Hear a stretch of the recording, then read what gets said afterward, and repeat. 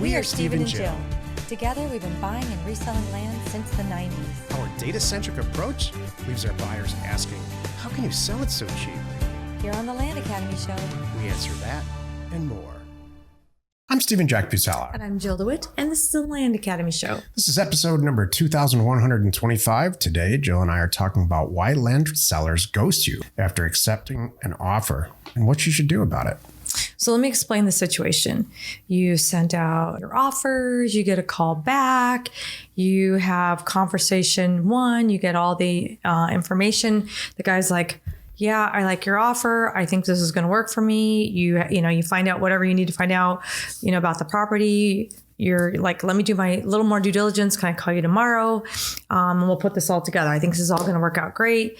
And you call back, and let's even say you have that conversation too. Yep, let's do this. You're timely to that point. And then you're like, okay, and let me get this to whatever it is. They're dark. At some point in here, they stop taking your calls. They stop answering your emails and your texts.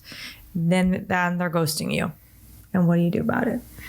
All week this week, Jill and I are, the topic this is called Staying Ahead of the Land Market in 2025. Each day on the show, we answer a question from our Land Academy member Discord forum and take a deep dive into land-related topics by popular request. Okay, Ben wrote, "Hi guys, I'm just starting out and working through the red, yellow, green test. I'm inputting the data and the numbers are coming out in the cells, but the cells don't turn red or yellow or green. Is that something you have to do yourself to go in and highlight each cell the color you want? ? This is a common question also, Ben. I'm super glad you asked it.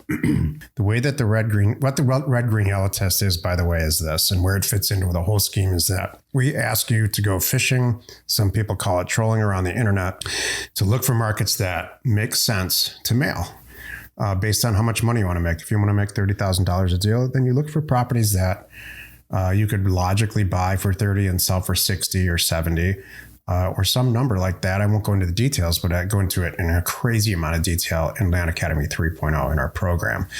Once you do that, I ask you to then validate your thoughts. I think the Eastern County on the east of Dallas might make sense for what I'm trying to do. I'm going to go seek out the data and drop it into what I call the red, green, yellow test. And so Ben's saying, I did that. I copied and pasted the data back into Excel into your red, green, yellow test. It didn't generate any colors. And here's why. When I designed this, and when I designed Land Academy, all of it, I had a choice. I can make this an easy button. I can create what everybody now calls an app where you drop in a market and it says, yep, that's going to work. Or I can make it so that it forces you to learn what's happening and really go through the thought process before you spend any real money on mail. And that's the reason I didn't choose the easy button app way, because I don't want you to press an easy button, spend $10,000 sending out mail or whatever the numbers end up being for you and say, that's not what I wanted at all.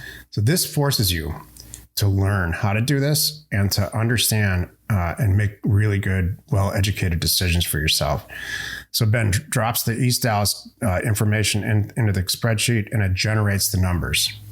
They're not colored. They're not red or yellow or green, but they are. What you have done is established a relation to each of those zip codes. So if you put 20 zip codes in there, it's very glaringly obvious when you relative to each of those to each other, which one has the lowest days on market, which one has the highest velocity of sales, which one has so when you're done with the red, green, yellow test and you manually go in there and say, oh, this market's fantastic, I'm going to make it green. This market, I still have a bunch of questions, I'm going to make it yellow. And these two zip codes, oh man, there's no way. There's way too much property for sale. And every time it gets listed, it doesn't get sold. It's got 100 days on the market. No way am I going to waste my time here, because when I do eventually buy a property, I can't sell it. So it takes I'm really glad you asked this, an extra 15 or 20 minutes to learn this entire process, in my opinion, for the rest of your life. You can use some version of it and really get to understand those markets. Touché. Today's topic, why land sellers ghost you after accepting an offer and what you should do about it. Okay, so a few minutes ago, I really explained what that was. The offers went out. You think everything's going great. You think you're on the same page. You're like, wow, they like the offer. I'm waiting for him to send it to me, but I'm doing my due diligence anyway. And then I call back, and now what happened? So just like if you go on a date, maybe your second date, everything's going great, and she ghosts you. Yeah, you think you have a date for Friday night, and then all of a sudden she's not answering. There's no. And meanwhile, she's on the internet. Everything's great. She's out with her girlfriend. She's having fun. She just because you're trolling because you're watching. Not interested in talking to you ever again, right? For no apparent reason. Okay, this is not exactly apples to apples. I'll just say. So, the point is, what the heck happened? We're gonna get back to this in a minute. It's usually this girl ghost thing. It's usually one of two things. Number one, they slept on it and they don't need the dough and they don't want to sell and they don't need to sell after all. That's option one. Or option number two is they talk to somebody. Option number two is there's a little too much time in there. Somehow they talk to their brother. They talk to their next door neighbor who happens to be a real estate agent. They talked about it at church. They talked about it at the bar. You can do better than that. Something like that. They talked about it to somebody and they said, well, shucks, for $12,000, Mike, I'll buy it, kind of thing. So those are the things that usually happen. I want to say was it something you could have done? Maybe. So here's a couple things in what you should do about this. Number one, you got to act fast, especially in today's environment and in markets where, and that's what you're picking. You didn't pick the slow market anyway, because you wouldn't have mailed it. If things are taking, 300 days on market on average, you wouldn't have mailed it. Number one. So, it's a good area, not too hot, because I don't want you to go for, properties where there's a bidding war. Let's go for good, solid markets where things are moving, kind of thing. Or maybe they are going that fast. That's not a bad thing too. And you just try to find those deals in there. So, acting as quickly as you can when you know you have a good one is key. Number one. Get that signed purchase agreement and open escrow. That would have been something you could have done while you're doing your due diligence. Say, you know what, before we even hang up, let's go ahead and have you sign that. Take a picture of it. You can do it with me on the phone. Absolutely. And send it to me right now and I'll get this going. That's how you stop this. Right. That's really the number one thing that you can do. Number two, make sure you're having it's two-part. That's one. And two, make sure this really is a qualified seller. What are the reasons? This is a thing that we joke about because I'm always getting to the bottom of them. And he's like, does the math work? I'm like, well, there's psychological, because in my side of this, there's psychological a relationship piece. Right. Number one is building a relationship with them where they trust me. That's part of it, and know who I am. And I'm really going to follow through and do what I say. But number two is I have to have a conversation with them and find out, why are they selling? What's really going on there? And I need to make sure that it is as best I can going to go through. So, and sometimes it goes both ways. There's a guy that needs the money and the guy that doesn't need the money and doesn't care. So but you just got to figure out, is this person a real seller?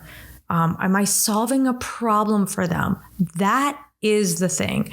If you really go at this and uncover that even though they're loaded, you're solving a problem for them because they're tired of getting the bills for this. They don't even really care about it. They just want it out of their life because someday no one's going to want it in their world, let's just say. You're still solving a problem for them. It's not money. It's just getting it off their plate and one less thing to think about it when their state is someday settled. They'd rather have the money now and take a cruise with it or whatever it is. They don't really care. So that's really the thing. Do you want to ask me some questions? No, Jill. Geez, you're smashing it. People ghost for all kinds of reasons. But the fact is, back in the day, there was a long period of time where we would buy property and we would record it ourselves because the deals were small. Buy for $500, sell for $1,500. We would just as a deal machine, we were doing a lot of transactions like that. So when somebody called back with a $500 or $1,000 piece of property that they've owned forever and they can't wait to get rid of it, we would do the entire transaction right there. So this requires a mindset change. If you have any real estate experience at all, Estate or state experience? Real estate experience. Sorry. Yeah, if you have any type of real estate experience. That was it. Okay. I thought you said state experience. I just had to ask what the word was. Thank you. You're very used to, probably, depending on the culture that you come from or whatever, taking a long time for transaction to get done. And some real estate agents will drag it out. Most title agents will really drag it out. So if you have those types of people involved in your transaction, it's the time kills deals. Let's just put it that way. You really want to get it all done as fast as you can. And there's something psychological about signing a document and taking a picture of it and having the seller, text it or email it immediately. And so in their head, now we're moving forward. Mm-hmm. I made a decision. I'm going to sell it, especially if you do the magic that Jill has, which is you've befriended them. You've established a little bit of trust inside of 3 or 4 minutes. First on the phone call, she knows she wants to buy it. They certainly want to sell it or they wouldn't have called it back to you. And so when all these things that cause a regular ghosting event happen, the switch in the seller's head is, well, I already sent it to Jill and she's going to buy it. Mm-hmm. And we're going to close on next week, Tuesday. You brought up a great point too, that it could all be going smoothly and you're in escrow and then they start ghosting people. So that you have to manage as well. Cause you're right. Title can drag. You don't want to go, great, I got the signed purchase agreement. I opened escrow and now I'm walking away and working on the next one. It could still happen way into this process. They could get freaked out by the documents. It could be taking too long. They just lose the excitement. Your job is to manage them and keep them excited all the way through. They get their payment and you get a signed deed. That is when you can breathe, not when they're in escrow. So what do? Myself in the day, and now my staff we have a 2 times a week touch, period. And it could be a simple phone call like, hi, I just want to let you know, Mr. Jones, I talked to Susie at ABC Title and she said we are all good to close on the, 23rd. So I just want to let you know, everything's going smoothly. It looks like nothing they need from you. And by the way, are you getting excited? How are you going to spend the money? Something like that. That's all it takes. But twice a week, even if you have nothing to say, check in on them. And I'm not just the sellers, really do check in with your title agent. I want to make sure that they are moving forward because sometimes they're famous for emailing documents to a seller and then they move on to the next transaction. They don't follow up with a phone call or a text to the seller or to you. Just kind of like, well, I threw it out there and they trust that it's going to get done. And maybe it got in their junk or spam or they deleted it on accident, whatever it is, or they open up and they're like, what the hell is this? They're freaked out by it. This is again, where your phone call, to the title and to the seller to check in on everything is so critical. The nice thing too is when you're this on it and on top of things, you might be able to close early. There's a nice little thing. Hey, Susie, did you have everything you need? Yeah, we do. Well, shucks. Sounds like we've got everything we need and we're 5 days away. Why don't we just close tomorrow? Can we do that? I can't do tomorrow, but I could do Friday. Fantastic. This is great. Let me call, let's get the seller involved here. Everybody'd love to get their money sooner and get this done. Yeah, sure. Works for me. There you go. Here's my final point. Jill and I have countless stories of heartbreak when these kinds of things happen. And one deal in particular, very quickly, is a whole section of property, 640 acres of property in southern Arizona that is unfarmed, that comes with water rights. And a guy from a different country, I don't know how he got a hold of it, but he called Jill back, this is a lot of years ago, and said, yeah, I saw it. I'm happy to sell it. This is a dance around the office deal for us. All surrounded around it is property being farmed and ranched, except this one section of property. And so he ended up ghosting her. We went pretty far down the path. And what you want to do, and Jill did this for a long time, is get the seller in a tickler system. So you're contacting them. Hey, I thought we were going to do the deal. And whatever you're comfortable with, once or twice a week until it's either dead or something happens. Hopefully the seller will call you back and say, yeah, I just changed my mind and that's it. so you can put it to bed. This never happens. I call this salesperson's disease. There's something about professional salespeople where follow-up phone calls doesn't make them high like that initial phone call sale or that initial contact on a dealership floor. It's all over the internet with sales managers. It's their biggest complaint about actual salespeople. So if they're ghosting you, you should just have a ghost file. That's what the system that we have in our CRM is.